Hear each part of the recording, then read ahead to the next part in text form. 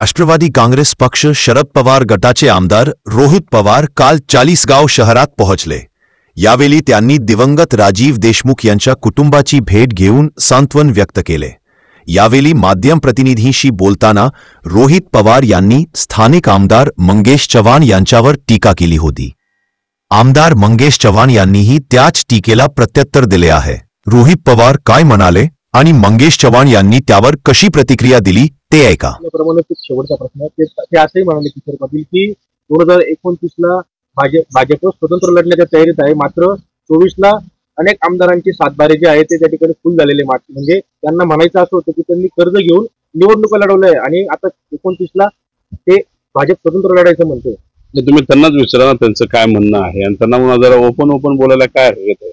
आता चाळीसगावचे जे आमदार आहेत आणि त्यांच्याबरोबर त्यांचे नेते महाजन साहेब हे एकत्रित जाऊन काही शिंदे गटाच्या मतदारसंघात जाऊन सांगतात की इथं पुढे भाजपचाच उमेदवार उभा राहणार, म्हणजे कुठं ना कुठेतरी खच्चीकरण आणि संपवसंपीचं काम आता सुरू झालेलं आहे। आता शेवटी ठीक आहे, आज खूप भारी वाटतंय, 29 ला फार वेगळी परिस्थिती राहणार आहे। त्यामुळे जे कोणी अशा पद्धतीने अहंकारात बोलतंय, पैशाचा माज ज्या लोकांना आलाय त्याचा माज 100% लोक मोडून काढतील असं आम्हाला सगळ्यांना वाटतं।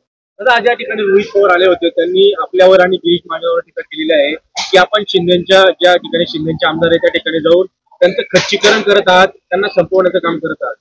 रोहित पवारांना ती सुपारी आम्ही दिली ती बोलायची। रोहित पवार माझाच माणूस आहे।